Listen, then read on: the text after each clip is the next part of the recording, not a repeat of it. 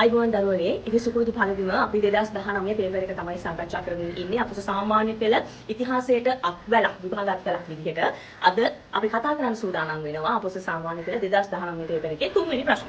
ඉතින් මේ තුන්වෙනි ප්‍රශ්නේ නිර්මාණය වෙලා තියෙන සම්පූර්ණයෙන්ම දෙවෙනි පාඩමෙන්. ඒ කියන්නේ ශ්‍රී ලංකාව ජනාවාස වීම කියන පාඩමෙන් තමයි මේක නිර්මාණය වෙලා තියෙන්නේ. අපි බලමු මොනවද මේ ප්‍රශ්න පත්‍රයේ තියෙන ප්‍රශ්න සහ ඒවට උත්තර කොහොමද ගලපන්නේ කියලා. හරි. මේ ප්‍රශ්න පත්‍රයේ පළවෙනි ප්‍රශ්නේ ඇවිල්ලා තියෙනවා කොහොමද ප්‍රාගෛතිහාසිකයෝගේ මානවයා තමන්ගේ මෙවලම් නිර්මාණය කිරීමට මොනවද පාවිච්චි කරපු තාක්ෂණ කියලා. හරි. ඔයාලා දන්නවනේ ප්‍රාගෛතිහාසිකයෝගේ මානවයාගේ තිබිච්ච මූලිකම තාක්ෂණ ක්‍රමය තමයි එයාලගේ ශුද්ධ ශිලා ගල් මෙවලම්. එතකොට මේ මෙවලම් පාවිච්චි කරන්න ඒගොල්ලෝ යොදාගත්ත තාක්ෂණ ටික මෙන්න මෙතන දීලා තියෙනවා පුතේ පිටු අංක 17.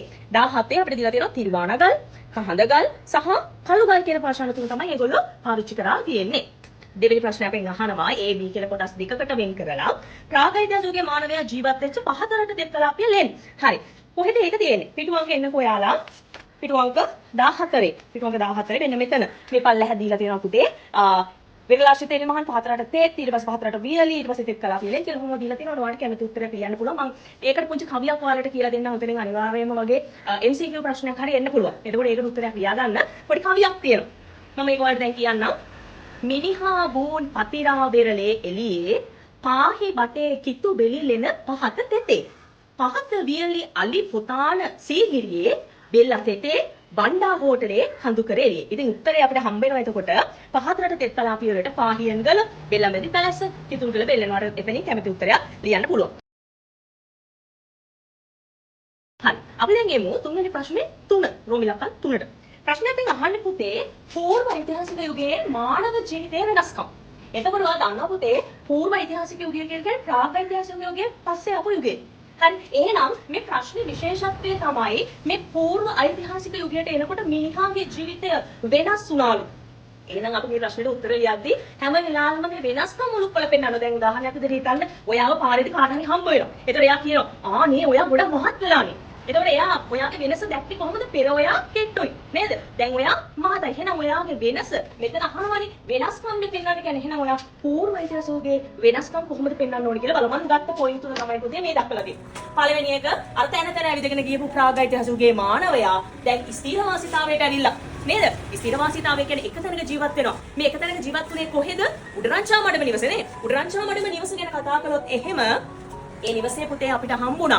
මේ නිවස හදලා තිබුණේ වරිච්චි මැටියෙක්. එතකොට මේක තිබිච්ච තාක්ෂණය ගැන කතා කළොත් මේ නිවස ගිලා නොබසින විදිහට අත්තිවාරුණක් දාලා තමයි ගෙබිම ගිලා නොබසින විදිහට නිර්මාණය කරලා තිබුණේ. ඒ විතරක් නෙමෙයි මේ බිත්ති නේද? ගණිතානුකූලව නිර්මාණය කරලා තිබ්බා. පොළොවට ලම්බාකාර විදිහට බිත්ති නිර්මාණය කරලා තිබුණා. ගේ කොටස් දෙකකට බෙදලා තමයි නිර්මාණය කරලා තිබුණේ. මේ ගෙදර ආයත චතුරස්‍රාකාර විදිහට නිර්මාණය කරලා තිබුණා නේද? එතකොට මේකේ වහලය ඉලුප් හෝ මානා සෙවිලි කරලා නිවස නිර්මාණය කරලා තිබුණා. එහෙනම් මේ තියෙන්නේ එක පූර්ව ඓතිහාසිකයේ මානවයාගේ ජීවිතේ වෙනස් වෙච්ච එක පොයින්ට් එකක් අපිට ගන්න පුළුවන්. දෙවෙනි එක විදිහට මම ගත්ත පුතේ මේගොල්ලෝ මැටි තාක්ෂණය ආරම්භ කිරීමේ ප්‍රාග් ඓතිහාසික යුගය තුළ මම කිව්වා. ඒගොල්ලෝගේ එකම තාක්ෂණය තිබුණේ ශුද්ධ ශිලා ගල් මෙවල. නමුත් පූර්ව ඓතිහාසික යුගයට එනකොට මේගොල්ලෝ තාක්ෂණය අතරින් දියුණු වෙනවා. මොකද්ද මේගොල්ලෝ හොයාගත් උපකරණය? ඒ තමයි සකපෝරුව. සකපෝරුව හොයාගෙන මැටි වලින් වැඩ දාන්න පටන් ගත්තා. ඒ වගේ වැඩ දාන්න එකක් අපිට හම්බුණානේ. උඩරංචා මඩම නිවසේ නේද? ඒක අපිට හම්බුණා සුදු පසුබිමේ සමමිතික රතු ඉරියන් දින ලද මැටි බඳුනක්. සමමිතික එන සමමිතිකව හදන්න මේගොල්ලෝ මොකද්ද භාවිතා කළේ පුතේ? සකපෝරුව කියන උපකරණය විතර නෙමෙයි අපිට හම්බුණා මැටි පබළු හම්බුණා. ඒ විතරක් නෙවෙයි මැටිවරු සුසාන භූමි හම්බුණා නේද? මේ අමු මැට්ට අරගෙන පදම් කරලා ඊට පස්සේ ඒක පුච්චලා වැඩ කෑලි ටිකක් දාලානේ එහෙනම් මේගොල්ලෝ මේ මැටි බාජුන හැදුවේ. එහෙනම් අපිට එතන ප්‍රාග් ඓතිහාසිකයෙන් ආපු මිනිස්සුගේ වෙනස් වීම පූර්ව ඓතිහාසිකයේදී දක්නට ලැබුණා. දැන් මම මෙතනට ගත්තේ නැතුණත් ඔයාලට කැමති නම් ලියන්න පුළුවන් පුතේ ප්‍රාග් ඓතිහාසිකයේ මානවයාගේ තව එක වෙනසක් තමයි ක්‍රමවත් සුසාන ක්‍රම නේද? අර මිනිහෙක් මැරුණාට පස්සේ වකුටු කරලා වල දැම්ම ප්‍රාථමික අවධියෙන් ඉස්සරහට ඇවිල්ලා ඒගොල්ලෝ මහා ශිලා සුසාන ක්‍රම පාවිච්චි කළා කියලා ලියන්න පුළුවන්. මම තුන්වෙනි පොයින්ට් එකට ගන්නේ ලෝහ තාක්ෂණය. එතකොට ප්‍රාග් ඓතිහාසිකයේ මානවයාට තිබුණේ ශුද්ධ ශිලා ගල් මෙවලම් තාක්ෂණයක්. ඒගොල්ලෝ හැම දෙයකම පාවිච්චි කරේ ගලකින් ගලකට ගහලා මුවහත් ගලක් අරගෙන මොන හරි දෙයක් කරගන්න එක.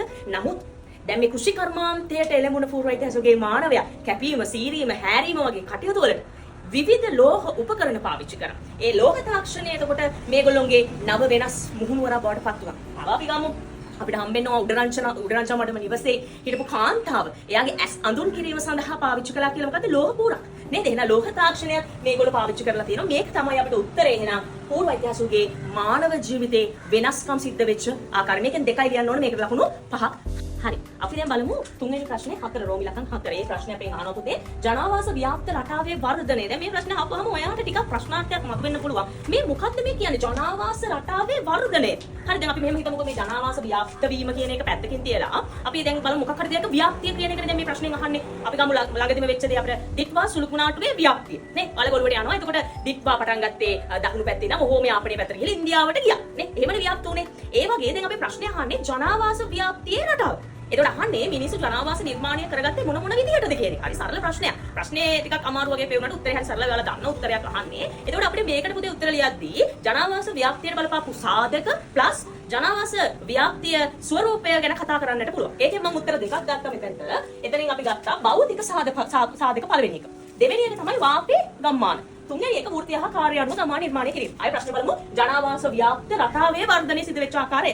දැන් පුතේ ඕනම මිනිස්සෙක් අපි උනා අපේ ගේ හදනකොට ජනාවාසයක් අලුතෙන් නිර්මාණය කරගන්නකොට අපි අනිවාර්යයෙන්ම බලනවා කොහොමද අපි මේ ගේ හදන තැන භෞතික භූ විෂමතාව නේද? භෞතික තත්ත්වයටදී ජල වහනය බලනවනේ. ගම් වතුරට අහු වෙනවද? නේ මොනවා හරි ස්වභාවික ආපදාවක් වෙයිද? භූ විෂමතාවය කොහොමද? කඳු උඩ හදනවද? නැත්නම් බෑවුම් ප්‍රපාතයක හදනවද? නැත්නම් තනිතලා භූමියක හදනවද? පසේ තත්ත්වය කොහොමද? මේ කිසි දෙයක් පැලවෙන්නේ නැති තනකොළ ගහක්වත් හැදෙන්නේ නැති පසක්ද අපිට තියෙන්නේ. ඊට පස්සේ වර්ෂාපතනේ හැමදාම වහින පැත්තද? යට වෙන පැත්තද? වහින්නේ නැතිම පැත්තද? එතකොට මේ කියන භෞතික සාධක කෙරෙහි වැඩි අවධානයක් යොමු කළා මුල් ඓතිහාසික යුගයේදී ජනාවාස නිර්මාණය කිරීමට යන මානවයක එක සාධකයක්. දෙවෙනි පොයින්ට් එක අපි ගන්නවා අපි ගම්මාන. මේ වාපි ගම්මාන කියන්නේ පුතේ දැන් මේ ජනාවාස ව්‍යාප්ත රටාව බැලුවොත් එහෙම යම් මුල් ඓතිහාසික යුගයේ යම් ජනාවාස නිර්මාණය කරගත්තේ වැවක් කේන්ද්‍ර කරගෙන. මොකද ඒගොල්ලෝගේ මූලික අවශ්‍යතාවය වෙච්ච ජලය සම්පාදනය කරගන්න ඒගොල්ලෝ වැවක් වටේට නිවාස නිර්මාණය කිරීමේ ප්‍රවණතාවයක් තිබුණා. ඒ විදිහට හදපු ගම්මාන වලට නිදසුන් තමයි සුමන වාපි, විහාර වාපි, හොන්දරි වාපි, කඩහ වාපි කියලා කියන්නේ. මේකත් එක පොයින්ට් එක. තුන්වෙනි එක පුතේ ජනාවාස ව්‍යාප්තිය ගැන කතා කරනකොට ඒගොල්ලෝ ජනාවාසය නිර්මාණය කළා එයාලගේ වෘත්තීය කාර්ය පදනම් කරගෙන. අපි සමහර ගම්මාන හඳුනනවා මේ ගම කියපුවා ප්‍රසිද්ධියටපත් වෙලා තියෙන මෙන්න මේ වෘත්තියත් එක්ක. මෙන්න මේ කාර්යයත් එක්ක. උදාහරණයක් ගමු. මණිපාර ගම්, මණික් කැපුවයි. ගෝපාල ගම්, ගෝපල්ලු. හේවට්ට ගම, දීවර ගම්මාන. කුම්භකාර ගම, මැටි ආශ්‍රිත නිෂ්පාදනය කරපුවයි. මේව පුතේ වෘත්තීය අනුව ගම්මාන. එයා බැලුවා පට්ටන ගම්, වරාය ආශ්‍රිතවනේ නියම් ගම්, වෙළඳාම සම්බන්ධ. ඔලගම් අතහැර දැම්ම. ඒ කියන්නේ මේ වැනි කාර්යයක්. එහෙනම් පුතේ අතීතයේ මුල් ඓතිහාසිකයේ ජනාවාසයක් නිර්මාණය කරගත්තේ. ඒක වර්ධනය වෙච්ච රටාව පැටර්න් එක බැලුවොත් භෞතික සාධක මූලික කරගෙන නැත්නම් වාපි ගම්මානයක් මූලික කරගෙන නැත්නම් වෘත්තීය හා කාර්ය පදනම් කරගෙන තමයි සිදුවන්නේ. ඒක තමයි මේකට උත්තරේ. මේකේ පිටු අංකය ඔයාලට මේ උත්තරේ ගන්නවට පිටු අංක 24 25. ඒක තමයි මේකට උත්තරේ. එහෙනම් දැන් අපි තුන්වෙනි ප්‍රශ්නයට සම්පූර්ණයෙන්ම පිළිතුරු